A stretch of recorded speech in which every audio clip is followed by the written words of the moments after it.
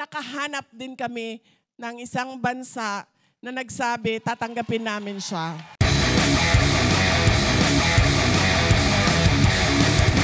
Assalamualaikum warahmatullahi wabarakatuh.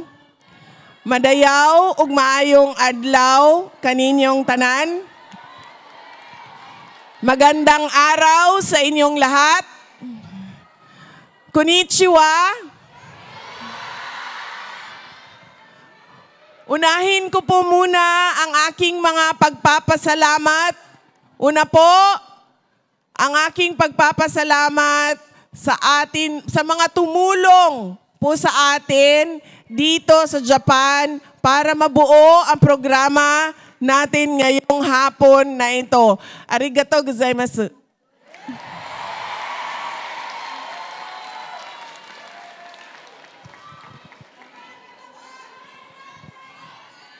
Una po, ang RDPU o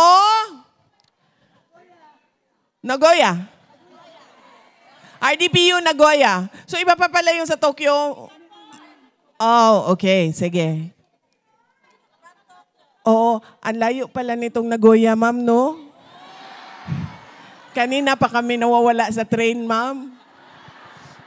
Lumampas na kami, bumalik na kami.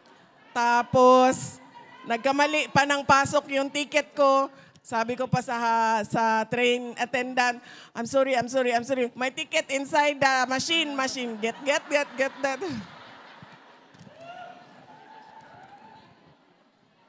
Ito yung... Okay. Sino po ang pagpapasalamatan natin sa Miwa City, ma'am? Miwa City Hall, si Mayor, si Vice Mayor, ang mga konsehal, mga barangay captain ng Miwa. Sino po?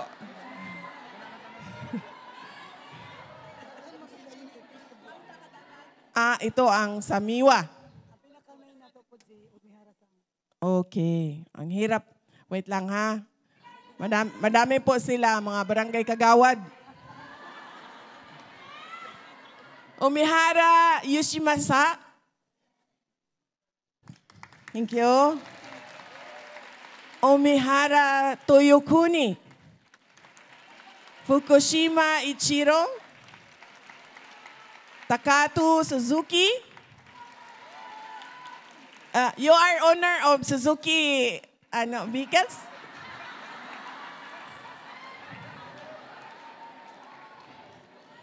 Ito AG. Tanaka Nobihiro. Sakai Tsunetaka. Sakuma Tsutomo. Mochizuki Tomomi. Shibata Yusuki. Yamada Makoto. Yashi Hiroaki. Ramirez Marcelo. Nomura Kenji. Takahashi Naohiro. Toyoda Tomoyuki. Yasuda Atsunori. Kuzutani Takuji. Gatos Jennifer. Miyoshi Masanuri. Suzuki Takao. Ito na naman yung may-ari. Sota Morita. Hisatsuma Yukiko. Seiro Hayami. Manalili Laila. Fumito Ogiso. Kenta Minoshima. Hoshiaki Asano. Yuhei Michida. Yukiko Kutsuna. Etsuko Suzuki. Rizahara Takihara. Ryo Shinyo. Shinichi Iwamoto. Kanako Kawaguchi. Yun yung nakasulat. At papasalamat tayo sa Miwa City at sa lahat ng mga taga Miwa City na tumulong sa atin para sa ating programa. RDPU Nagoya Chapter, Lions Club Nagoya, Filipino Volunteer Group in Amashi, Hugpong ng mga Katutubo, Japan Chapter, Toyohashi Lions Club, Nagoya Prime Branch, Rotary Club of Immaculate Conception District 3780, Falavan Philcom, Aichi Philippine Community Association, Philcom CCCAC, SBK, Samahan sa Barangay Caria, Toyohashi Japan Solid DDS. Ito, sigurado ako marami ito. PRRD Supporters, Nagoya.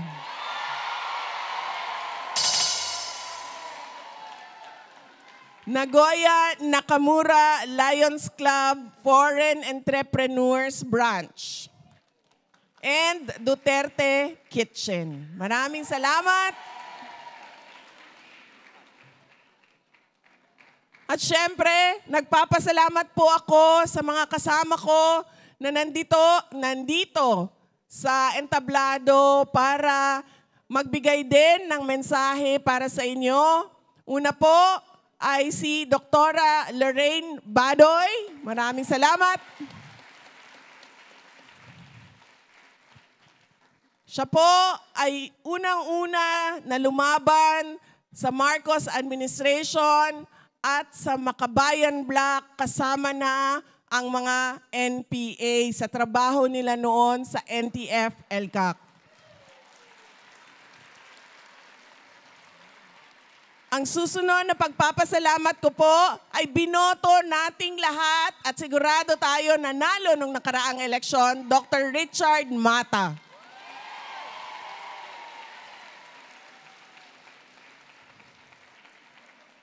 Ang susunod po ay binoto din nating lahat at sigurado tayo nanalo noong nakaraang eleksyon. Attorney Vic Rodriguez.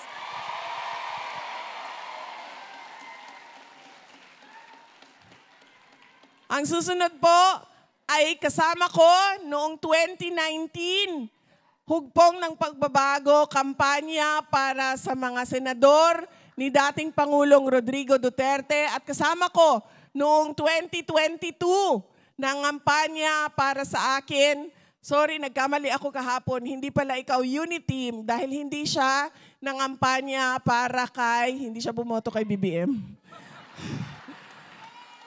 Dating Speaker, Congressman Lord Alan Velasco.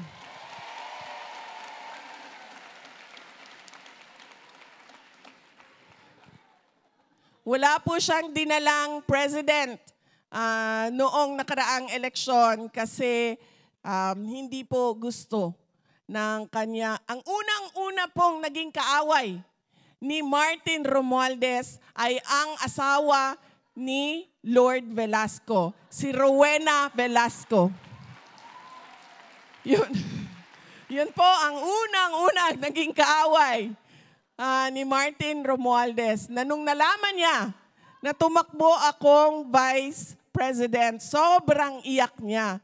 Kasi sinabi niya, hindi talaga mabuting tao yan. Paulit-ulit niya na sinabi noon. Ngayon, sabi niya sa akin, sinabi ko na sa iyo, Inday Sara, pikat ni Moda. Ang susunod po, pagpapasalamat ko dahil siya po ay dapat nandoon sa The Hague, Netherlands.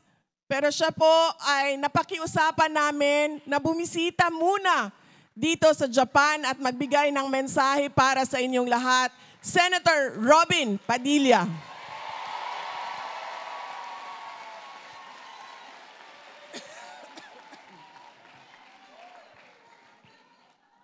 Ang susunod na pagpapasalamat po ay mula sa akin at mga kasamahan ko sa tanggapan ng pangalawang Pangulo. Nagpapasalamat po kami sa patuloy ninyo na pagtitiwala at patuloy ninyo na suporta sa aming opisina. Maraming salamat po sa inyong lahat.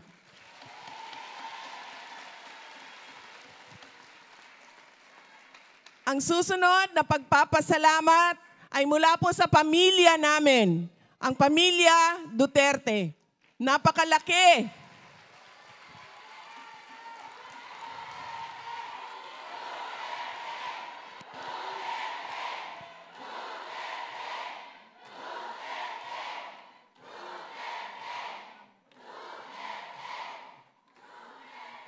Napakalaki po ng utang na loob namin sa inyong lahat, mga kababayan namin, sa pagkakataon na ibinibigay ninyo sa amin na makapaglingkod sa ating pinakamamahal na bayan. Maraming salamat po.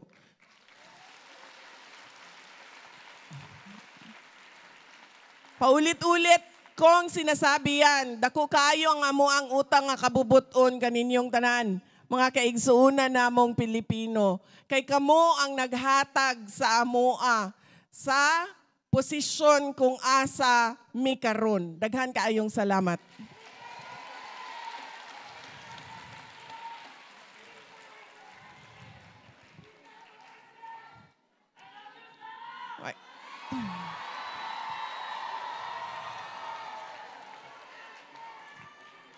Mahal ko po kayo. At matagal ko man natanggap kung ano yung gusto ninyo. Pero, better late than never. Natanggap ko na po kung ano yung Attorney Vic Rodriguez. Kanina? Hindi ko sinabi? Wait lang. Wait lang. Oh, pa-resign na nato na si Marcos, ma'am.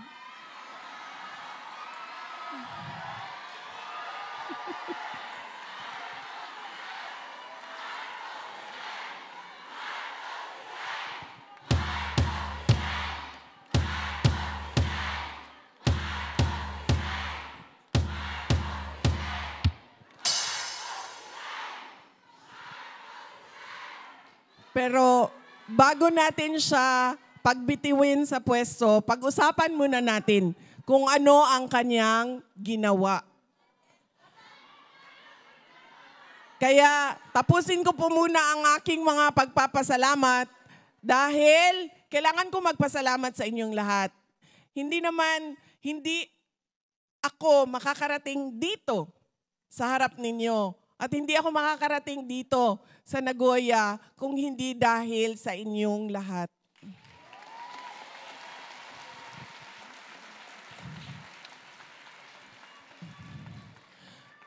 At meron pa po kaming isang kasama na binoto din nating lahat. At sigurado tayo nanalo nung nakaraang eleksyon. Nasabi ko ito kanina, di ba? Si Attorney Vic Rodriguez.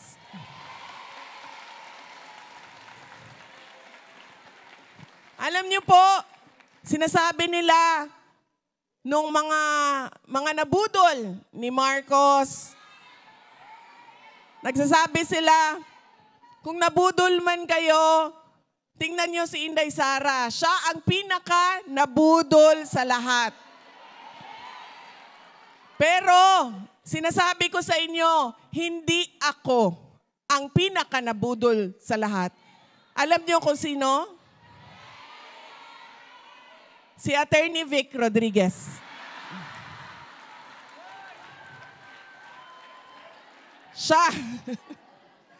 Siya ang abogado, kaisa-isang abogado na sumama kay Bongbong Marcos nung natalo siya ni Vice President Leni Robredo.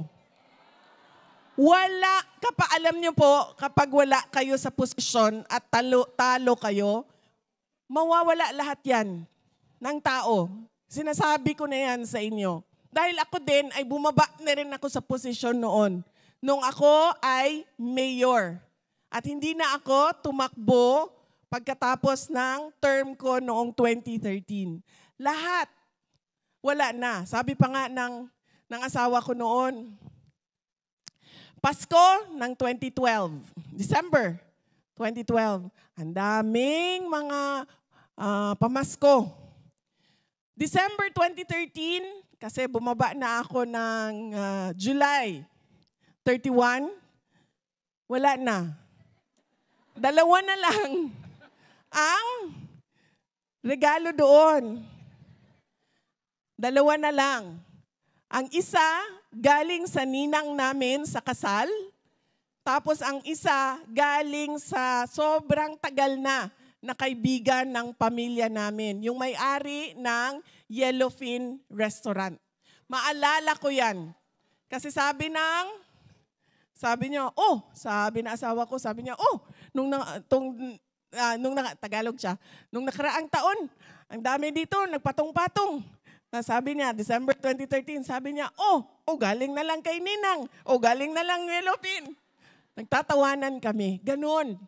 Pag wala ka sa posisyon at wala kang power, nawawala lahat ng tao.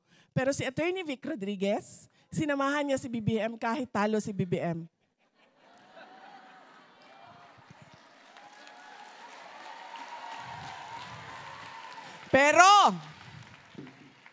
Pero, nung nanalo si BBM, iniwanan niya si Attorney Vic Rodriguez.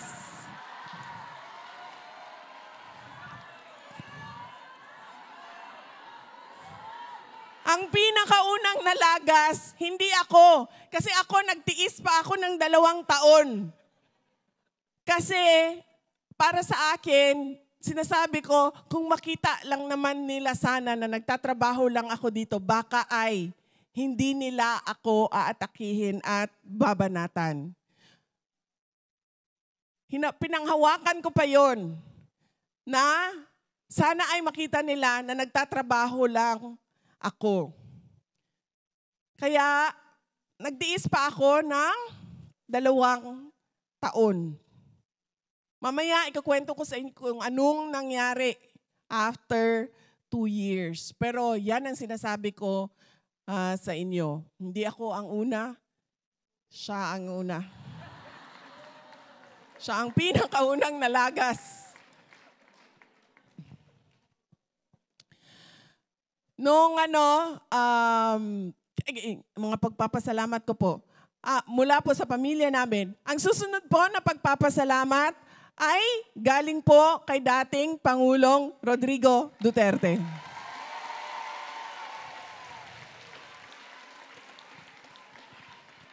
Noong Biyernes po, ay tumawag siya sa akin, nitong nakaraan na Biyernes.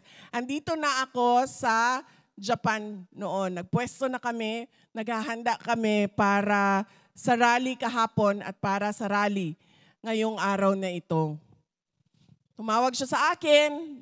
Ang una niyang sinabi ay, kamusta ka na? At ang una ko namang sagot sa kanya ay, nakalimutan mo ata ako kasi huli kang tumawag nung nakaraang Biyernes pa. 1 linggo na ang dumaan, ang chismis ko nagpatong-patong na. Nakalimutan mo ata ako, tawagan. Sabi niya, pasensya ka na kasi minsan inuubos ni Veronica kasi meron lang oras kung kailan pwede tumawag. At kailangan niya hatiin yon sa aming 2 magkapatid.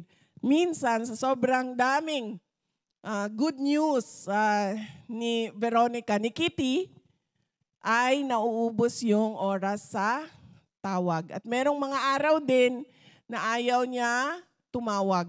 Ayaw niya makipag-usap. Yung mga araw na yon, nung nakaraang linggo, ay dahil sa mga nangyayari sa Pilipinas. Dahil sa mga eskandalo sa flood control at sa budget ng ating bayan. Ang susunod po na pagpapasalamat ay mula po sa akin para sa inyong lahat.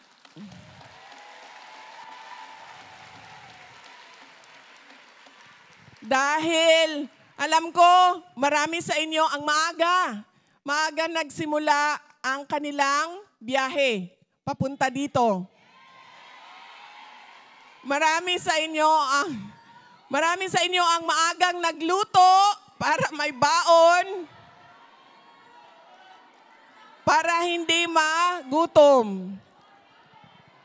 Marami sa inyo ang hindi natulog dahil kailangan maghanda.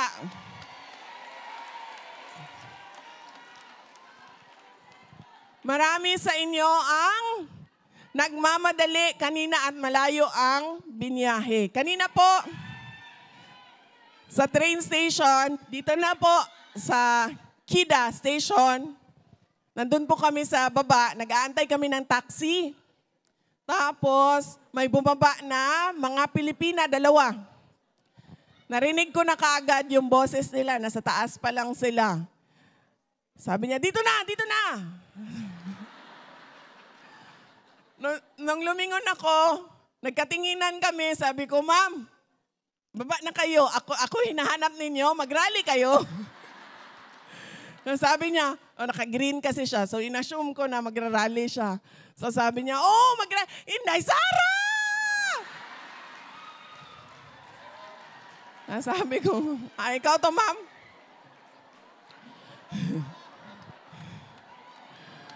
Yan. Tapos, takbo na siya. Lumabas na siya sa ticket station, tapos lumabas na siya. Tapos sabi niya, layo pa ng biniyahe namin. Sabi ko, kami din ma'am, ang layo pala ng lugar na ito. So, marami sa inyo ang nagsakripisyo para pumunta dito ngayong hapon na ito. Maraming salamat. At, yes ma'am, ang instructions po sa akin sa organizer ay wag daw ako masyadong madaldal dahil gusto daw nila bigyan ng mas mahabang oras ang picture taking. Yan po ang instruction sa akin. Sabi niya, Inday Sara, wag masyadong madaldal dahil may picture taking pa tayo. At ang huling pagpapasalamat ay pagpapasalamat nating lahat sa ating Diyos.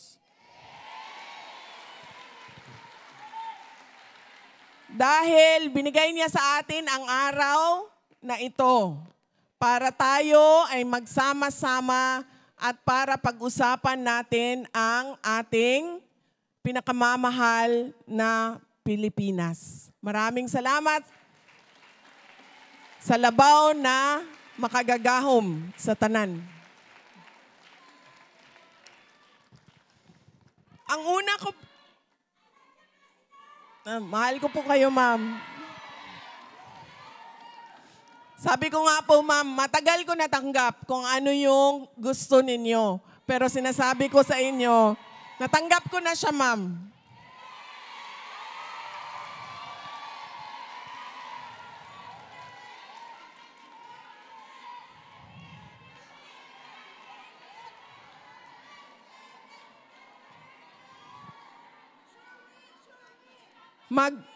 Magbibigay po muna ako ng update, ma'am, kay dating Pangulong Rodrigo Duterte. Marami po sa ating mga kababayan ang pumupunta po doon sa Hague. Nagpapakita ng kanilang suporta.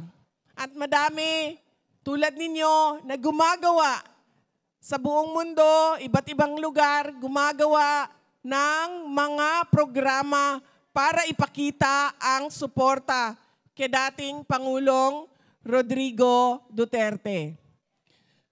Unahin ko po ang updates ng mga abogado. Dahil gusto po ni Attorney Nicholas Kaufman ay maintindihan ninyo kung ano po yung mga final niya nandoon sa loob ng korte ng ICC. Una po, ang final niya, pinakauna noon, ay ang pag-question sa jurisdiction. Simple lang po yun. Sabi nung kasama namin kagabi sa Tokyo, sabi niya, naging abogado na kami lahat, Inday Sara, kasi iniintindi namin kung anong nangyayari sa kaso. ni dating Pangulong Rodrigo Duterte. Nagtanong po tayo sa jurisdiction. Sinabi po natin, nag-imbestiga kayo, 2 taon na ang lumipas nang nag-withdraw ang Pilipinas sa ICC. Ang nakalagay po sa inyong rules ay 1 taon lamang. Yan po yung sinasabi namin na kini-question natin ang jurisdiction. Saan yung kinukuha yung otoridad ninyo na mag-imbestiga? Kasi 2 taon na, wala kayong ginawa. Tapos bigla na lang, meron na silang mga complainants, meron na silang mga witnesses. Ang susunod po na final ng abogado ni dating Pangulong Rodrigo Duterte ay yung interim release. Sa interim release po nakalagay sa Rome Statute ay ang isang akusado pwede mag-apply ng interim release bago ang trial. Nag-apply po si dating Pangulong Rodrigo Duterte. Medyo tumagal lang kami dahil nahirapan din kami humanap ng isang bansa na tatanggap sa kanya. At dahil wala akong pinagkakatiwalaan sa Pilipinas noon na kausapin ko patungkol sa interim release. So ang ginawa ko, kinausap ko yung mga nakilala ko sa ibang bansa dahil sa trabaho ko. Meron akong mga nakasama, nakilala noon sa pag-ikot ko sa Southeast Asia dahil sa Department of Education at dahil sa trabaho ko sa Office of the Vice President. So kailangan ko pa silang kausapin at kailangan ko pa silang paintindihin kung bakit kailangan namin, ng pamilya namin, ang tulong nila. Kaya medyo tumagal kami, pero nakahanap din kami ng isang bansa na nagsabi, tatanggapin namin siya.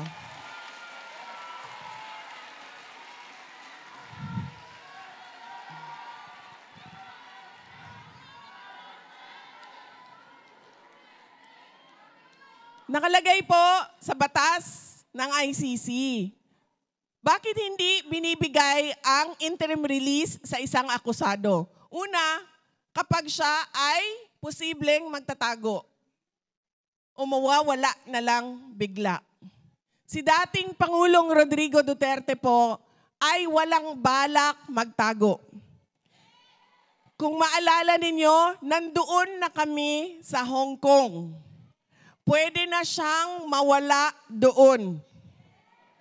Pero ano ang sinabi niya nung gabi na nagmi-meeting doon, mga kasama niya, mga abogado niya, andun ako, andun ang kanyang girlfriend. Oo. Andun ang kanyang girlfriend. Nagsasabi ang kanyang girlfriend. Sabi ang girlfriend niya sa akin, sabi niya, Inday Sara, sabi niya, kumuha ka na ng private plane. Sabi niya, ilipad na natin siya, diretso Davao. Sabi ko sa kanya, alam mo ma'am, wala naman tayong problema dyan. Magnakaw tayo ng private plane, manghiram tayo, mangutang tayo ng private plane. Kung magagawa natin yan. Ang tanong, ano ba ang gusto gawin ni President Duterte? Sabi ko, kung ano yung gusto niyang gawin, yun ang gagawin natin. Tinatanong ko siya, sabi ko, ano bang gusto mong gawin? Sabi niya, gusto ko umuwi. Gusto ko umuwi ng Pilipinas. Tapos sinasabi sa kanya, ng girlfriend niya, umuwi ka sa Davao. Huwag ka umuwi sa Manila. Ang sinasabi niya, ganun din yun. Kung uuwi ako sa Davao, hahabulin din ako doon sa Davao. Gawin natin na umuwi na lang sa Manila. May ticket na tayo, may schedule na tayo, umuwi sa Pilipinas. In fact, ang kanilang flight noong araw na yon ay 4:00 ng hapon. Ang ginawa nila, lumipat sila sa madaling araw na flight para maaga silang dumating sa Pilipinas. Kaya itong tao na ito na sinasabi nila na hindi na namin makikita kung bibigyan namin ng interim release, ay gusto lang umuwi ng Davao City. Wala itong balak magtago sa Africa, sa Antarctica, sa Alaska, kung saan man yan. Sa Japan.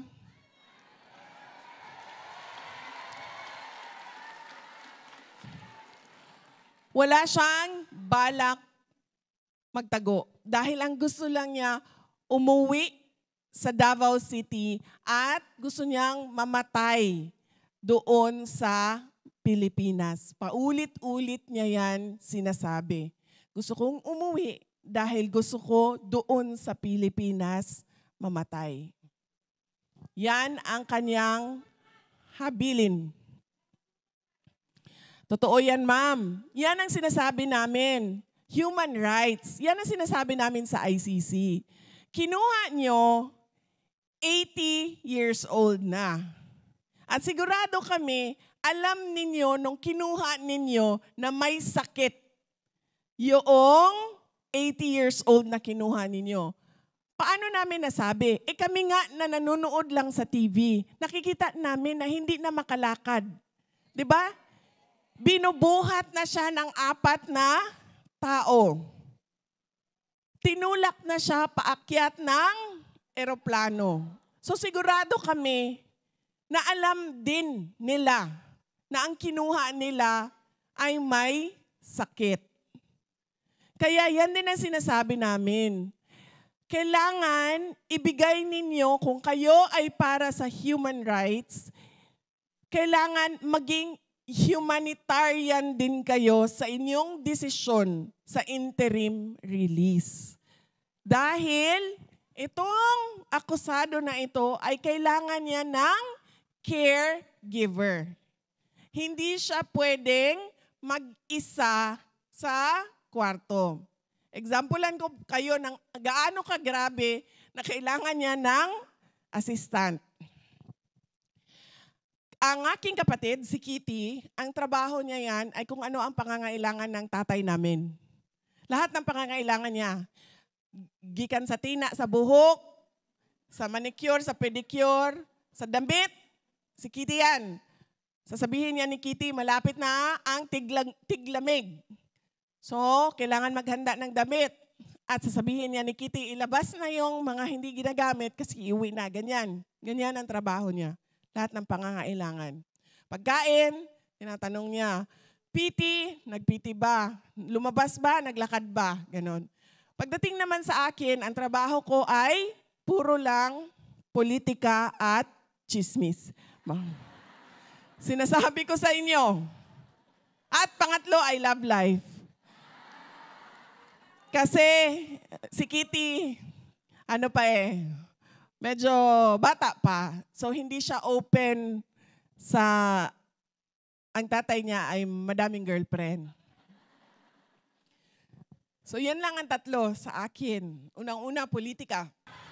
Kagahapon ba? Kagahapon. Oh, mauna ni, kasaba na po ko sa organizer, kaya wala na po ko sa script. Kahapon ba, sultian na mapakiton ta mo sa ako ang kanang pangontra sa barang.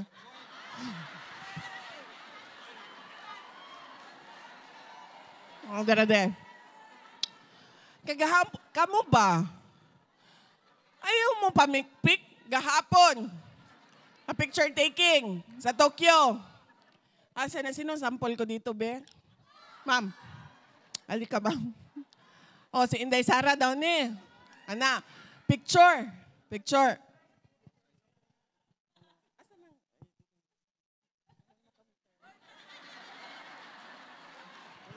Ana, pagkaman na siya, God bless you.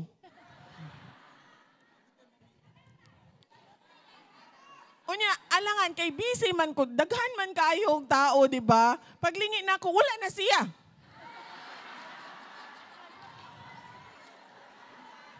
Mama, ibalik, ma'am, ibalik. God bless you, pod kay para.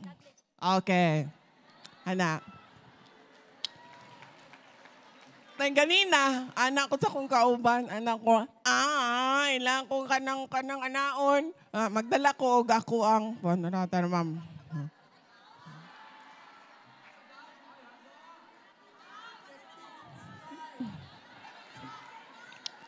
Magdala gyud ko. Kay ngano? Di man ko sigurado nga Duterte mo tanan, basi na ay pink dire o yellow dire.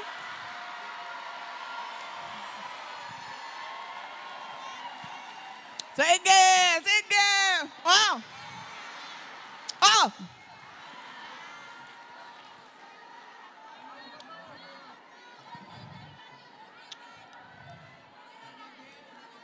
Di man o? Lagi-lagi kuha ni sa kanang. Oh. De, wala. Mga pink o yellow ka, bala mo din na. Sige, pik-pik mo.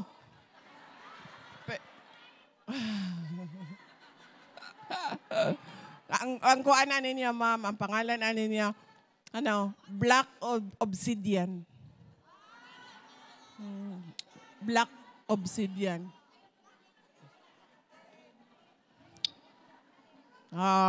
Di. Ma'am. Ulagi, mabalos lagi yung tako. Unya paglingi na kuha naman siya. Alangan na magukdo na ako. Uy, kamu ba? Ay mo pamikpik, makagaba ba yan na?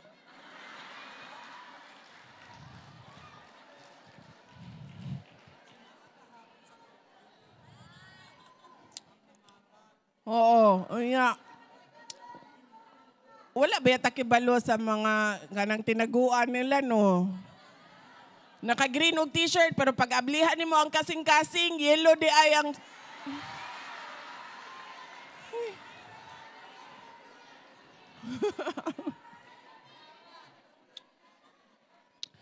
Kadjut lang, asan ako sa ko istorya ba? Ma-distract manggod ko aning mga tao sa... Wala siyang plano maglayas. Ang gusto lang niya umuwi ng Pilipinas. Pero alam niya na hindi siya makakauwi ng Pilipinas. Nag-submit siya sa ICC. Siyempre, katungod man na karapatan ng akusado na sabihin ang lahat ng dapat niyang sabihin para sa kaso niya. So, magsasabi talaga yan. At lalo na si President Duterte, di ba, sinasabi niya kung ano yung nasa damdamin niya at nasa isip niya. Ang gusto niya umuwi ng Pilipinas. Pero naiintindihan niya yan, na kapag siya ay binigyan ng interim release, ay hindi siya makakauwi ng Pilipinas. Doon lang siya kung saan siya sinabi ng korte pumunta. Pangalawa, ang interim release hindi binibigay kapag ikaw ay posibleng mag-threaten ng mga complainants at witnesses. At nakita na natin sa ugali ni dating Pangulong Rodrigo Duterte na hindi niya tinithreaten o hinaharas o kung anuman ang ginagawa sa mga witnesses. Nakita natin yon nung nag-complain. Nung 2012, nagbukas ng investigation ang Commission on Human Rights led by Chairperson Leila De Lima. Hanggang ngayon, nandyan pa. Kaluoy sa Ginoo. Katoy pikpikan ninyo, uy. Ayaw ako. Kapoy kayo magkasakit. Hala, kadjut lang ha. Gipikpik ko niya gahapon, ma'am. Okay pa man ko gahapon. Di ba? Asa tong gikag Tokyo? Oh. Okay pa ko gahapon, di ba, ma'am? Tanawa ko sipon karon. Pag mata na ko ganinang buntag, puno na og sipon ako ang along.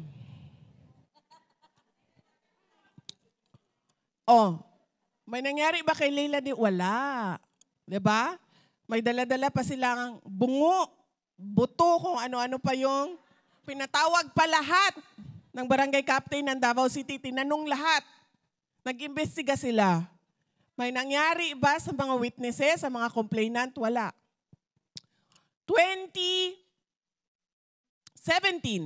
nagreklamo si Senator Antonio Trillanes. Maulagi na. Mauna yung dapat pikpiko ninyo. Hila-hila niya. Hila-hila niya yung mga witnesses niya. Maalala ninyo? Nagbukas sila ng Senate hearing. Pinaupo ang mga witnesses. Anong sinabi ni dating Pangulong Duterte? Sige, pabayaan niyo sila. Mag-imbestiga sila. Sige. Anong gusto nilang tanungin? Sige. Wala sa ugali niya o sa ginawa niya noon na makakapagsabi ang prosecution na gagawin niya yan ngayon. Hindi nga niya ginawa noon nung siya ay presidente. Ngayon pa ba? Nahirap na maglakad? Ang susunod ay posible ka pang mag-commit ng iba pang krimen o itutuloy mo ang mga krimen mo. Hindi natin nakita, kasi sinasabi ng prosecution, mayor siya eh. Binoto siya ng mga tiga Davao City. So posibleng siya ay itutuloy niya ang kanyang mga ginawang krimen. Pero nakita natin na hindi din nag-oath si dating Pangulong Rodrigo Duterte. Hindi din siya mayor ng Davao City. Kasi sinasabi niya, ayaw ko na ang mayor ng isang syudad ay nandito sa malayo at nakakulong. Dahil hindi makatarungan yon para sa mga tiga Davao City.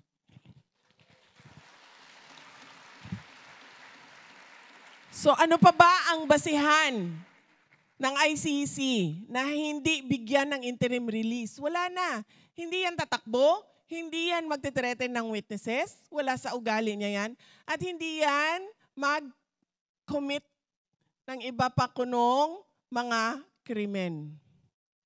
Dahil wala yan sa kanyang disposisyon, behavior, attitude noon, lalo na ngayon. Ang gusto na lang niya ngayon ay makita ang kanyang mga girlfriend. Nung isang beses, sinasabi ko sa inyo, tatlong bagay lang yan makakuan sa iyang dugo ba, makabuhi sa iyahang dugo. Politika, chismis, tsaka love life. Nung isang beses, sabi ko sa kanya, isang beses na tumawag siya, sabi ko sa kanya, sabihin mo nga sa akin kung ano yung mga pangalan ng mga girlfriend mo. Panigurado lang na nalista ko lahat. So sinabi niya, ito yung mga asawa ko, ito yung mga girlfriend ko. Sabi ko, kompleto na ba yung listahan na ito? Kasi para pag nag-away-away sila, alam ko kung sinong hindi kasali sa away at dapat kasali sa away.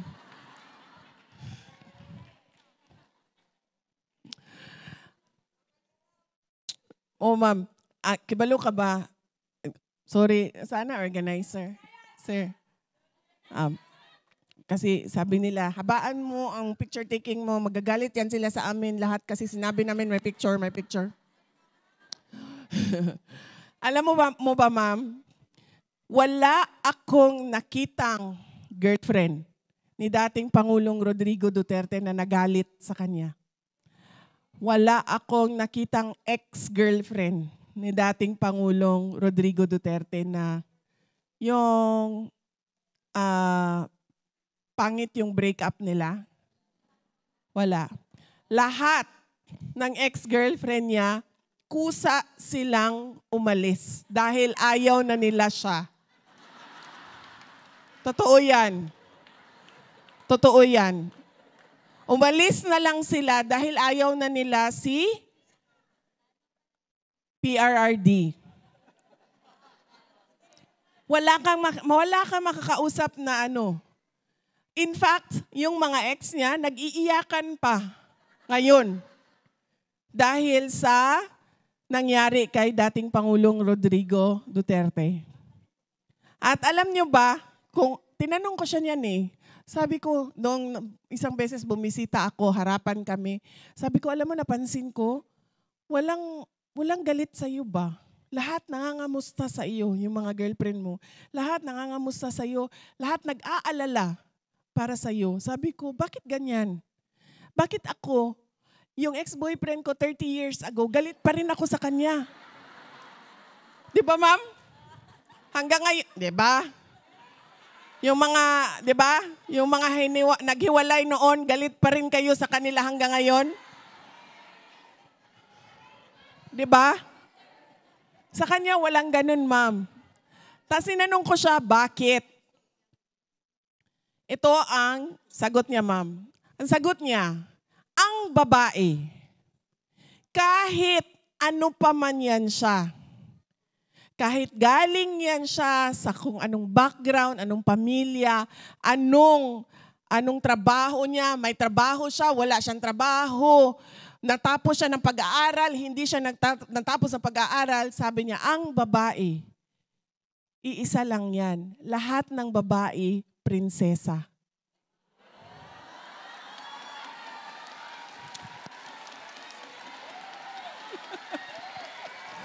Diba? Paki-translate sa mga asawa ninyong Hapon. Totoo, ma'am. Yan ang sinabi niya. Yan ang sikreto niya. Sabi niya, sa akin, wala yan. Natapos siya ng grade 3, grade 4, tapos ako abogado, wala yan. Sabi niya, may trabaho siya, wala siyang trabaho, wala yan. Sabi niya, basta lahat yan sila, prinsesa. So lahat yan sila para sa kanya ay pinagsisilbihan.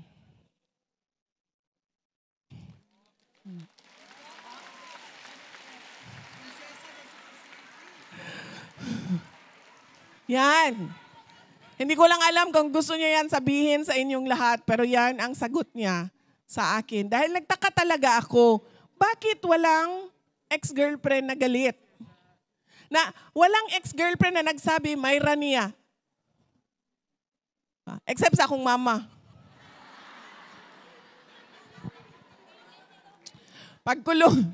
Pagkulong sa akong papa ni anak akong mama, Mayra pud na niya, day.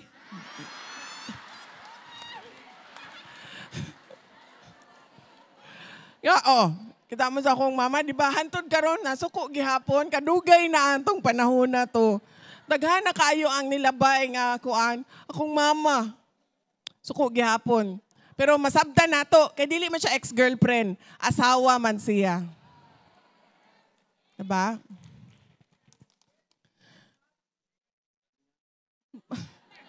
Ha? Oo, ganyan.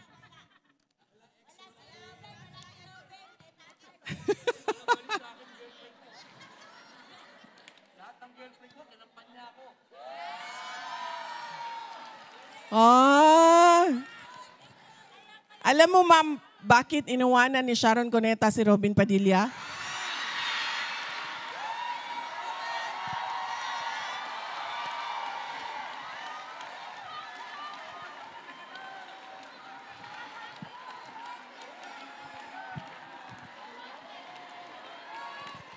Yan.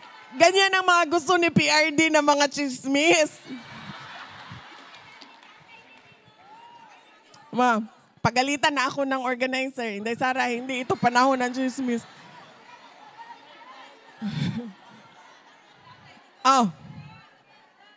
Ayaw ngayon, masuko niya to si ma'am. Ngano daw siya? Hala. Ayaw kasuko pa. Ikaw gyapon.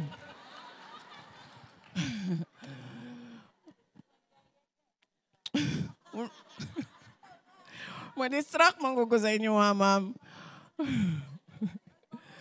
So, ma'am, sa tinuod lang. Basta Pilipina, gwapa yun na. Diba? Sabi ni Senator Robin Padilla, gwapa na, mabango pa.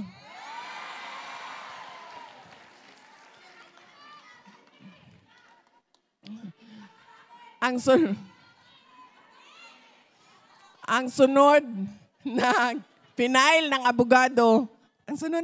abogado, ay yung sinabihan nila ang korte. Pinapaintindi nila sa korte na tingnan muna natin kung pwede pa ba mag-trial ang akusado.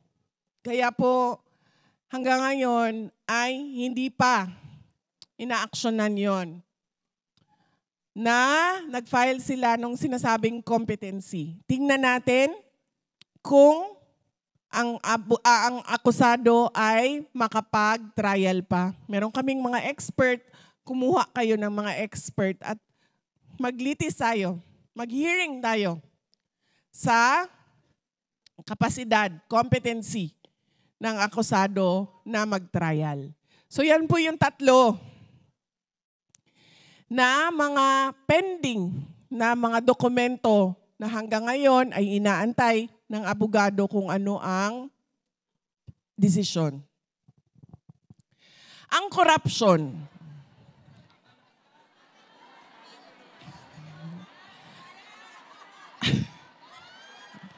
Ako na lang yung ko anon bi. Dali ka.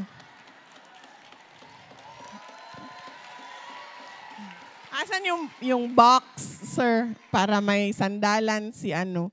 Kasi nga, hindi na nga ito siya makapaglakad na siya lang mag-isa.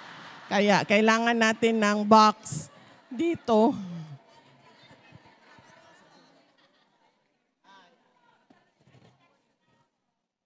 Ayan. Paano, pahiga. Yan. Oo. Yan.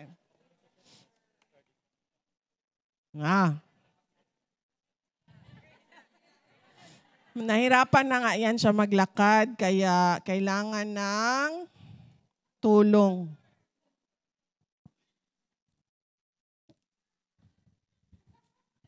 Okay? Yan. Ang korupsyon. Ang korupsyon ay pang-aabuso. Ang mukha ng pamahalaan ngayon ay pang-aabuso at korupsyon. Ang ginawa nila kay dating Pangulong Rodrigo Duterte ay pang-aabuso. Ang mga akusado natin doon sa Pilipinas, meron silang mga karapatan. Kapag ikaw ay akusado, may karapatan ka. Kapag ikaw ay may warrant of arrest, dinadala ka sa huwes. Ang ginawa nila kay dating Pangulong Rodrigo Duterte ay may warrant of arrest, sa pilitan nilang kinuha sa ating bansa at dinala sa Hague. Hindi siya dinala sa korte doon sa Pilipinas.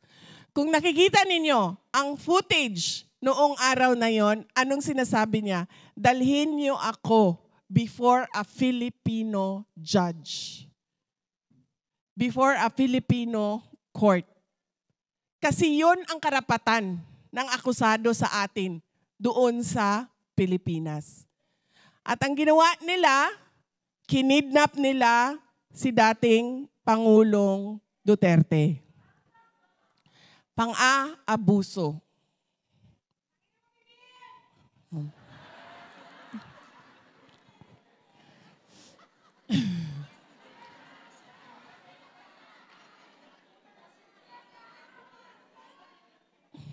Ano pa? Ano pa ang kanyang offense sa bayan at sa taong bayan? Si Attorney Vic Rodriguez nagsabi na, magpa-drug test ka. Diba? Naalala nyo? Sabi ni Attorney Vic Rodriguez, magpa-drug test ka. Alam niyo po, sa oath ng Pangulo at ng pangalawang Pangulo, napakasimple lang po kung babasahin ninyo sa Konstitusyon. Ang sabi lang doon, preserve and defend the Constitution, implement its laws, and consecrate yourself to the service of your country. Hindi lang basta-basta kung anong sinabi hindi lang basta-basta kung anong word, salita ang ginamit. Ang sinabi doon is consecrate. Ibig sabihin, yung kabuuan mo na pagkatao, hindi na yan sa iyo. Ibinibigay mo yan sa bayan. Kaya, kapag sinabi na magpa-drug test ka, hindi ka pwedeng humindi. Ikaw na presidente ka, ikaw na vice-presidente ka, hindi ka pwedeng humindi. Kaya nung sinabi nila, maalala ninyo noon, sabi ng mga congressman, may sira sa ulo si Inday Sara. Ano sabi ko? Mag-neuropsychiatric exam tayo. Kasi hindi ka pwede nang humindi. Kasi you consecrated yourself to the service to the Filipino people. Kaya hindi ka pwedeng humindi niyan.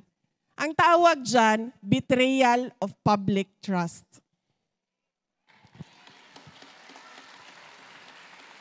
Kung baga, ikaw,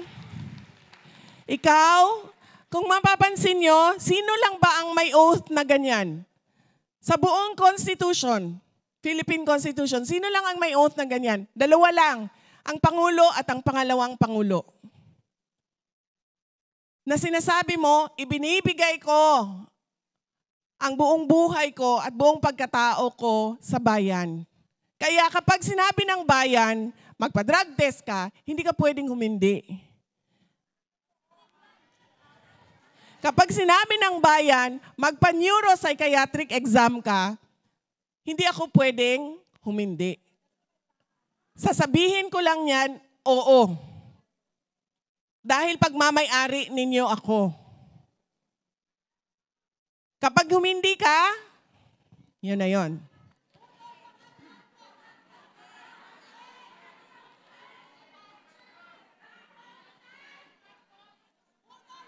Anong betrayal of public trust sa Tagalog? Anong betrayal of public trust sa Tagalog?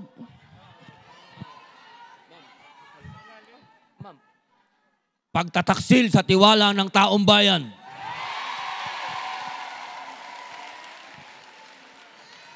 Nagtataksil ka sa tiwala ng taong bayan. Ano pa? Bumirma ka. Pangulo ka. Dapat ang trabaho mo ay pasadahan ang buong budget. Dahil sa iyo yan ang galing. Ikaw ang nagsimula ng budget. Pinatawag ang lahat ng opisina ng Department of Budget and Management. Pinag-usapan ninyo kung ano yung budget. Ibibigay mo yan sa Congress, sa House of Representatives. Dadaan sa kanila yan, Senate, at House, at pagkatapos niyan ay pipirmahan mo yan bago yan maging batas. Dahil ang pirma mo ang magbibigay dyan ng bisa. Kung wala kang pirma dyan, hindi batas yan, hindi pwedeng gamitin ang pera. Ibig sabihin, bago mo pirmahan yan, dapat binasa mo yan ulit. Kasi kailangan mo tingnan kung yung budget mo na sinubmit ay yun ang lumabas at pinapapirmahan sa iyo. Pumirma siya ng budget na may mga blanco. Hindi pwede yun. Anong tawag nun?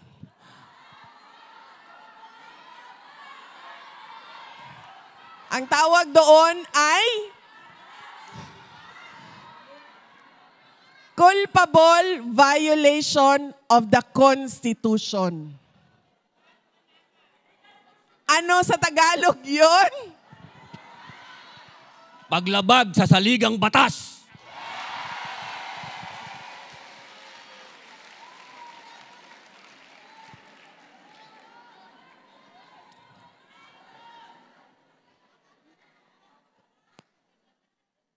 kinuha ang budget sa PhilHealth. Dito talaga ako natatawa. Pati si Attorney Vic natatawa na rin.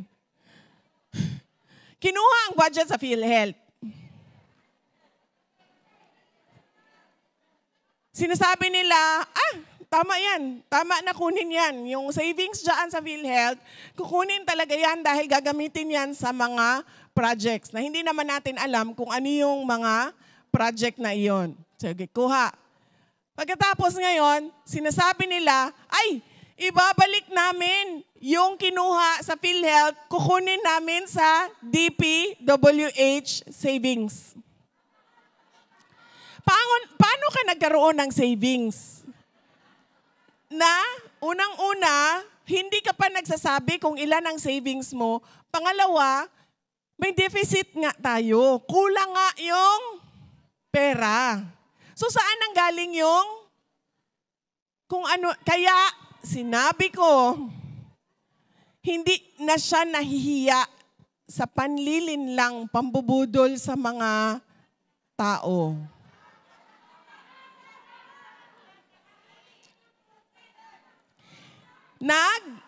Ano bang tawag? Ang tawag ko kasi sa kanila ang ginagawa, pyramiding. Kumuha ng pera dito, pagkatapos, okay, etong pera na dito, itapal namin dito. Ginawa nila yan sa amin, sa Department of Education. Kung maalala ninyo, ay nag-resign ako sa Department of Education noong 2023. July 2024, nag-resign ako sa Department of Education. Ano yung isang rason sa sinabi ko? Ang sinabi ko doon, wala namang ibang nagdidesisyon sa budget eh. Si Martin Romualdez lang at si Zaldico. Diba? Nung nagsalita ako ng ganon, hindi sila sumagot. Hindi nila dininay. Ang sinabi lang ni Zaldico, shiminit siya dyan. Ngayon, shiminit ka, hindi ka makauwi ng Pilipinas dahil lilitsunin ka dito.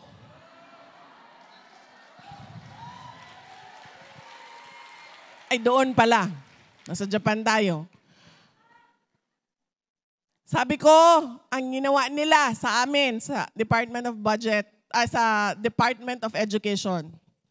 Unang taon, sabi nila, kami ang magsasabi, House of Representatives ang magsasabi kung saang distrito pupunta ang school building program. Sabi ko, hindi pwede, may department order kami eh. Kailangan niyo sundin yung mga requirements. Sa susunod na taon, ayaw na nila sundin yung requirements. Anong ginawa nila? Pinaghati-hatian nila per legislative district, in-attach nila yung paghati-hati nila sa budget. Kaya nung lumabas ang budget, nandun na ang listahan. At kung makikita mo, iilang legislative district lang ang naghati-hati sa budget ng Department of Education. At hindi lang yan, nagpyramiding pa sila. Kinuha nila ang budget ng repairs. Hindi ko na maalala, i-check ninyo ang data, sinabi ko na ito noon, parang maalala ko 4 billion. Kinuha nila sa repairs, nilagay nila sa school building program. Nilipat lang nila ang pera, walang bagong pera. Nilipat lang nila, dinagdag nila doon, tapos sinali nila sa pinaghati-hatian nila. July 2024, magsisimula na ang pakikipag-usap sa Kongreso sa budget. Hinihingan na ako ng signature ng Undersecretary, Chief of Staff namin. Sabi niya, pirmahan, kailangan mo, magdesisyon, pirmahan mo. Sabi ko, anong sinabi doon? Pareho din ba sa nangyari nitong nakaraang taon? Sabi, oo, ganyan din ang mangyayari. Sila din ang magsasabi saan pupunta na distrito. So sabi ko sa kanya, hindi ko kayang pumirma. Sabi niya, ano ang gagawin mo? Hindi ka pwedeng umalis. Dahil kapag umalis ka, babanatan ka nila. Sabi niya, hindi ka pa nga nakaalis, binabanatan ka na. Kakapanalo mo pa lang, lumabas na ang witness ni Trillanes at sinabi, kasama ka sa Davao Death Squad. Diba?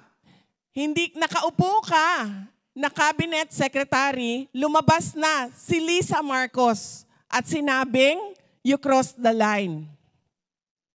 Sabi niya, kapag umalis ka dyan, yan lang yun ang nagpipigil sa kanila. Yung posisyon mo sa DepEd ang nagpipigil sa kanila na hindi ka tuduhan ng atake. Sinabi ko sa USEC, sabi ko, hindi ko kaya. Okay na lang. Sabi ko sa kanya, hindi ko ibibigay yung pirma ko. I-impeach na lang nila ako. Ayun nga ang nangyari.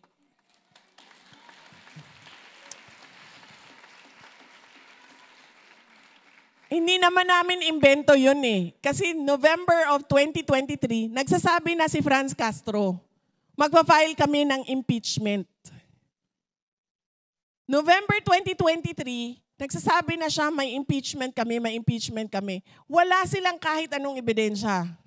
Kaya, di ba, inatake na ang budget ng Office of the Vice President, nagbukas na sila ng hearing at lahat na para ituloy-tuloy ang pag-aatake nila. Na, ang sinasabi ko paulit-ulit, political scapegoating. Kasi pinagtatakpan nila ang ginawa nila sa budget. Pero dahil may Diyos,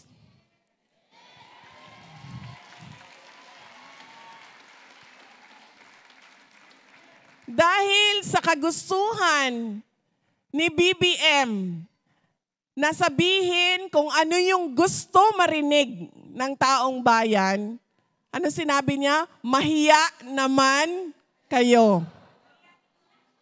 Dahil sa kagustuhan niya na pataasin ang kanyang ratings, kailangan niya sabihin ang gusto na marinig ng taong bayan. Hindi niya naisip na merong Diyos. So anong ginawa ng Diyos? Mahiya naman kayo, nilubog sa baha ang Pilipinas.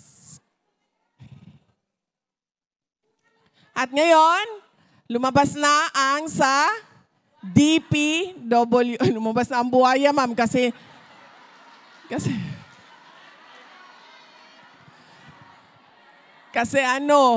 tumaas na ang tubig. Naglabasan na ang buhay. Uy, sandali. Nakita ninyo yung buhaya namin sa Davao?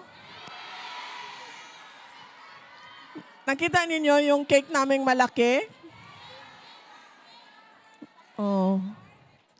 Oh, may buhaya din kami na lechon. Pero yung cake, nandyan na rin ata. Nandyan na. Ando na ang... Oh. Noong kami iniimbestigahan nila, kahit wala silang mahanap na rason para ikulong ang Undersecretary, si Yusek Lopez ng Office of the Vice President, kinulong nila. Ngayon, na lahat nagsasabi, kahit contractor, nagsasabi, kahit ibang congressman nagsasabi, si Zaldico ang susi sa pagkuha ng pera. Anong ginawa? Pinabayaang umalis ng bansa. Dahil daw merong heart problem. May medical leave daw. Bakit nung okay pa sila ni BBM, wala siyang problema sa puso? Bakit ngayon biglang meron ng problema sa puso si Zaldico? Diba? Nagawa nilang mang-kidnap ng mga bata sa Turkey. At hindi yan gawa-gawa ha. May papel yan sa loob ng gobyerno ng Pilipinas kung paano nila ginamit ang tao, ang mga military para magkuha ng bata sa Turkey. Nakuha nilang kunin si dating Pangulong Rodrigo Duterte sa Pilipinas ng sapilitan. Bakit hindi nila mapabalik si Zaldico sa Pilipinas? At bakit hindi nila magawang ipasok sa detention unit ng House of Representatives si Martin Romualdez? Bakit?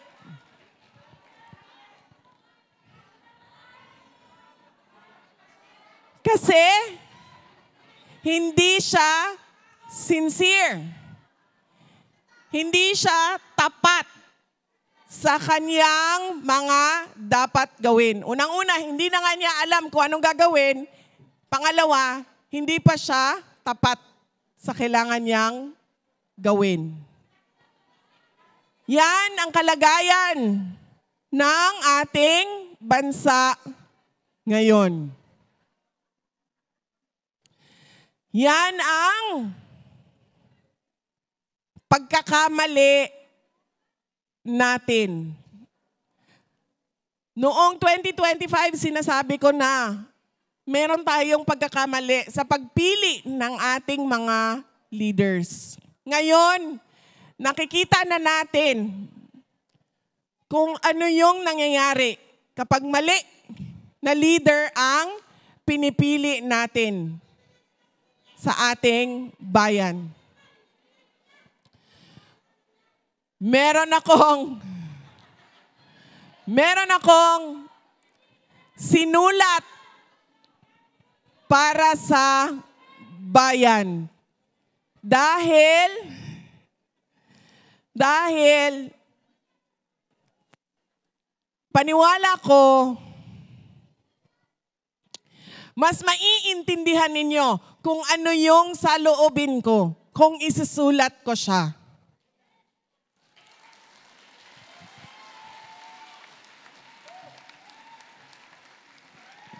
Pero bago ang lahat, sandali lang kasi puno na ng sipon ang aking ilong. Sandali, excuse. Kakanta po tayo, kakanta.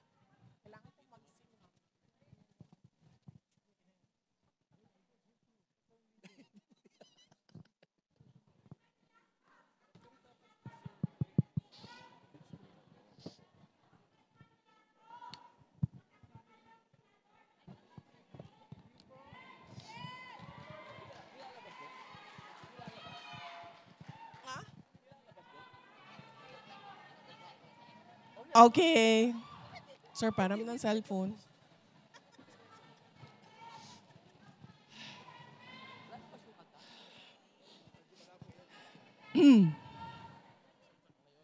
Thank you, sir.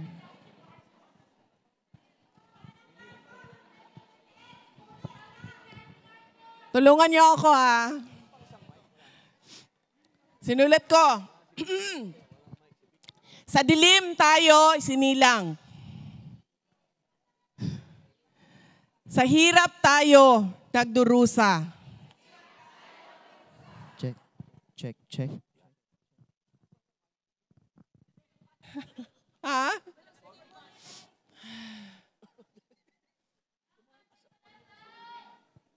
O sabon?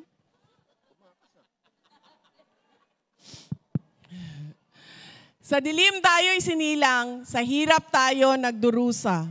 Sagana sila sa kayamanan, taong bayan, nilunod sa parusa. Kami ay apoy na hindi mamatay. Hakbang ng matapang, sabay-sabay.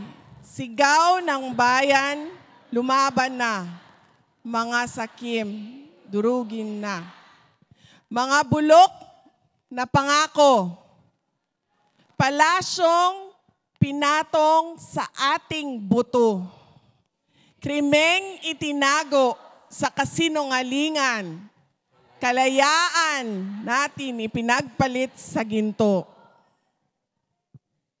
Kami ay apoy na hindi mapatay.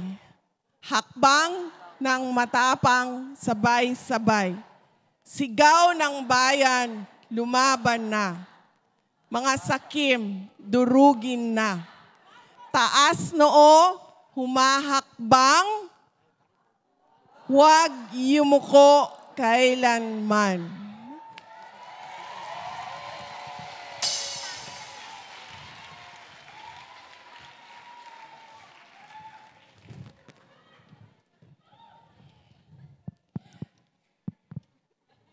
Sa dilim tayo isinilang,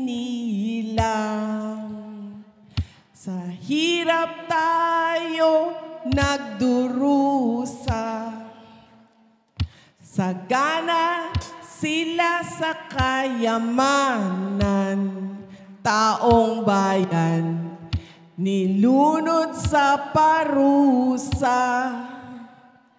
Kami ay apoy na hindi mamatay, hanggang ng matapang, sabay-sabay sigaw ng bayan, lumaban na. Mga sakim, mga bulok na pangako, palasyong pinatong sa ating buto. Krimeng itinago sa kasinungalingan, kalayaan natin ipinagpalit sa ginto. Kami ay apoy na hindi mapatay, hakbang ng matapang, sabay-sabay sigaw ng bayan, lumaban na. Mga sakim, taas noo, humahakbang, huwag yumuko kailanman. Taas noo, humahakbang, huwag yumuko kailanman.